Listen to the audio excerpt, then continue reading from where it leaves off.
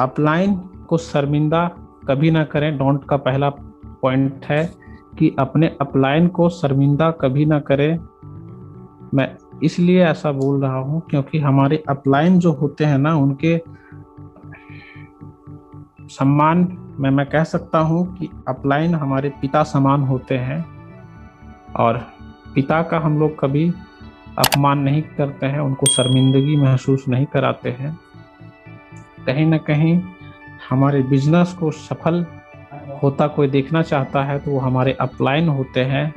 हमें सफलता की मार्ग पर हमें मदद करता है तो वो हमारे अपलाइन होते हैं।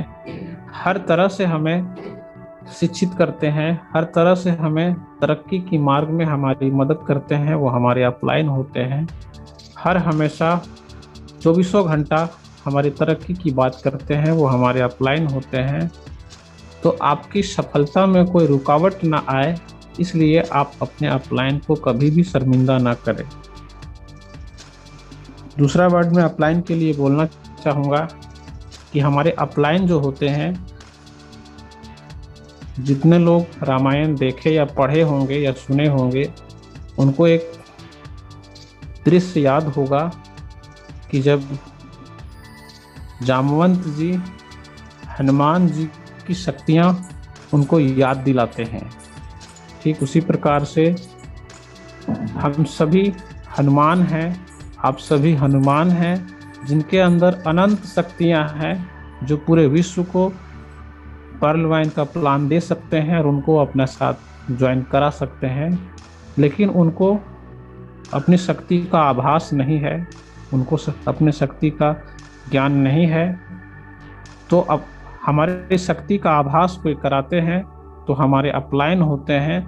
जामवंत की तरह हमारे अपलाइन हमें हमारी शक्ति का आभास कराते हैं और हमें एक बड़ा लीडर बनाते हैं। तो इसलिए हमें अपने अपलाइन को कभी भी शर्मिंदा नहीं करना चाहिए। दूसरा वर्ड मैं बोलना चाहूँगा अपने अपलाइन के लिए कि हमारे अपलाइन कृष्ण समान होते हैं, है ना। जो कृष्ण आप सभी जानते होंगे, महाभारत में अर्जुन के सारथी थे और जिन्होंने अर्जुन को ऐसा मार्गदर्शन दिए कि वो दुर्योधन से विजय प्राप्त कर पाए। कहीं ना कहीं अपलाइन का रोल कृष्ण के जैसा होता है, जो हमेशा हमें सही मार्गदर्शन देते हुए हमें हर मुसीबत से पार लगाते हैं और हमें सफल बनाते हैं। हमारे अपलाइन एक सारथी की तरह होते हैं, जो हमेशा हमारे सफलता का रथ को संचालित करते हैं और हमें सफलता के मार्ग पर ले जाते हैं, हर मुसीबतों से बचाते हुए। तो इसलिए हमें अपने अपलाइन को कभी भी शर्मिंदा नहीं करना चाहिए। साथियों, बहुत ऐसा वक्त आता है जब हम लोग अपने अपलाइन को शर्मिंदगी में डाल देते हैं। कभी कभी आपके अपलाइन आपके प्रोस्पेक्ट को प्लान दिखाने जाते हैं, तो उस समय हम गलतियां क्या करते हैं कि जिस प्रोस्पेक्ट के पास हम अपने अपलाइन को शो द प्लान के लिए ले गए हैं, हमने अपने अपलाइन का आइडेंटिफिकेशन उसके पास सर को ले जाने से पहले नहीं किया, जिस वजह से वो आपके अपलाइन को, जो आपका प्रोस्पेक्ट है, सम्मान की नज़र से नहीं देखता है, बहुत ज़्यादा सम्मान नहीं देता है, और उस समय हमारे अपलाइन शर्मिंदगी महसूस करते हैं। तो हमें कोशिश करनी चाहिए कि जब हम किसी अपलाइन को अपने प्रोस्पेक्ट से मिलवाने ले जा रहे हैं, तो सबसे पहले हम लोग अपने अपलाइन का आइडेंटिफिकेशन करें, फिर अपने अपलाइन को ले जाएं, ताकि उसको लगना चाहिए कि कोई हमें एक मिलियनियर डॉलर का बिजनेस बताने आ रहा है और बहुत बड़ा आदमी है।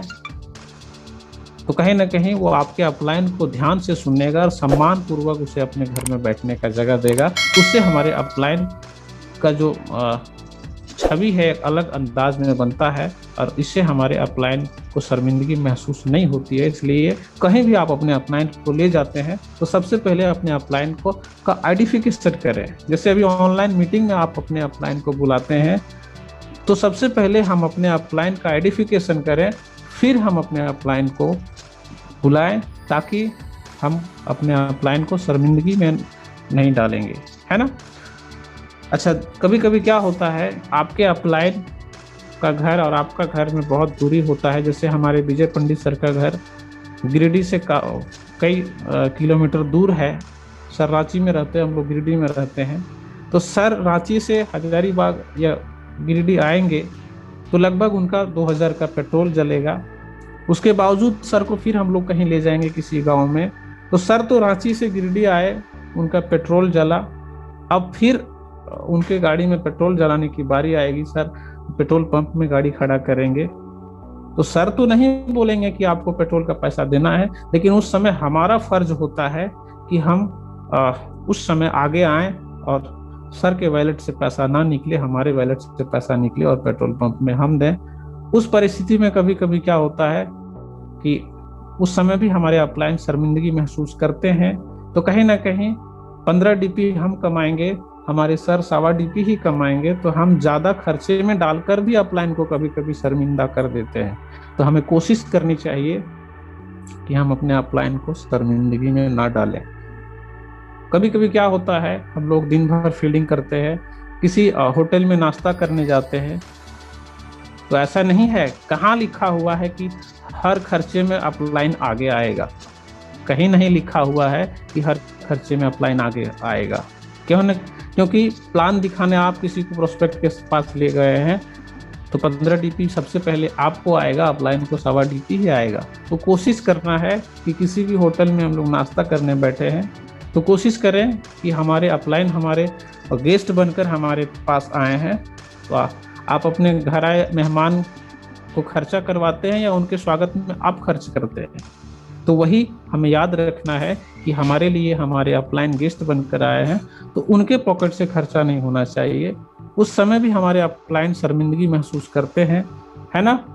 और यही कारण होता है कि हम जो बहुत जल्दी सफल नहीं हो पाते हैं। यही कारण होता है कि हम बहुत जल्दी सफल नहीं हो पाते हैं। मैंने पहले ही बताया कि हमारे अपलाइन पिता समान होते हैं, जो हमेशा हमारी तरक्की की बात करते हैं। हमारे अपलाइन हम जामवंत की तरह होते हैं, जो हमेशा हमारे ताकत का आभास कराते हैं, हमारे शक्तियों का आभास कराते हैं। हमारे अपलाइन प्रिंस की तरह होते हैं, जो हमेशा हमें सही मार्गदर्शन देते हैं। हमारे अपलाइन एक सारथी की तरह होते हैं, जो हमेशा हमारे सफलता के रथ को सही दिशा में ले जाते हैं। लेकिन यदि आप अपने अपलाइन को शर्मिंदगी में कभी डाल देते हैं, आपका अपलाइन आपसे नाराज हो जाता है और ये जितने सारे फायदे आपको मिलने थे अपलाइन से, आपको नहीं मिल पाते हैं और आप बहुत जल्दी सफल नहीं हो पाते हैं। इसलिए अपलाइन को कोशिश करें कि हम शर्मिंदगी में ना डालें, ताकि हमेशा हमें अपलाइन का साथ मिलता रहे और हम बहुत जल्दी सफल हो जाएं।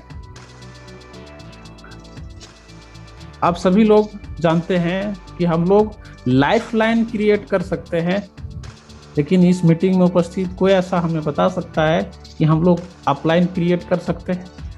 हम लोग अपलाइन कभी नहीं क्रिएट कर सकते हैं। इसलिए हमारी कोशिश होनी चाहिए कि हम लोग कभी भी अपने अपलाइन को शर्मिंदा ना करें, जिससे हमारा अपने अपलाइन के साथ रिश्ता खराब हो जाए और हमारा अपलाइन हमारा सपोर्ट करना छोड़ दे।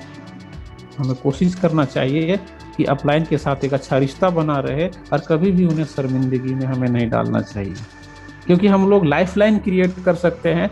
लाखों लाइफलाइन आपको छोड़ के चले जाएंगे, फिर भी आप सफल हो सकते हैं। लेकिन यदि आपका अपलाइन आपको छोड़कर चला गया तो आप सफल नहीं हो सकते हैं। इसलिए आप कोशिश करें कि अपने अपलाइन को शर्मिंदगी में ना डालें। कभी कभी क्या होता है, आपके अपलाइन किसी प्रोस्पेक्ट से बात कर रहे हैं तो हम लोग क्या करते हैं, बीच में टोक देते हैं कि सर ये ऐसे नहीं ऐसे होगा। लाख आप अपलाइन से अधिक जानते हैं, अधिक नॉलेज रखते हैं, लेकिन जब आपके अपलाइन किसी प्रोस्पेक्ट से बात कर रहे हो, आगे आप पॉइंट में इस बारे में डिटेल से जानेंगे, तो उस समय भी आप बीच में ना टोके। उससे भी आपके अपलाइन को शर्मिंदगी महसूस हो सकती है। उनको लग सकता है कि भाई बीच में वो क्यों टोक रहा है, इसका मतलब वो हम उनके मन में हमारे लिए कोई सम्मान नहीं है। देखिए, नया व्यक्ति जो होता है ना, वो बहुत कुछ नहीं जानता है। आपके अपलाइन जो भी उनको बताएंगे वही उसको सच मान लेंगे। तो कहीं ना कहीं कभी किसी प्रोस्पेक्ट से आपके अपलाइन बात कर रहे हैं तो उस समय भी हमें टोकना नहीं चाहिए, उस समय भी उनको शर्मिंदगी महसूस होती है। तो मैंने जो कोशिश की शायद आपको समझ में आया होगा, और आज के बाद हम लोग कोशिश करेंगे अपने अपलाइन को शर्मिंदगी में नहीं डालेंगे और एक अच्छे मार्ग पर चलेंगे। अपलाइन का आइडेंटिफिकेशन करते हुए, उनका सम्मान करते हुए हम लोग आगे बढ़ेंगे। बहुत जल्दी हम लोग सफल होने वाले हैं। और थैंक यू विक्ट्री स्कूल, जिन्होंने हमें बहुत कुछ सिखाया है, और मैंने जो सीखा है आज आप लोगों के बीच दो शब्द रखने की कोशिश की। Thank you.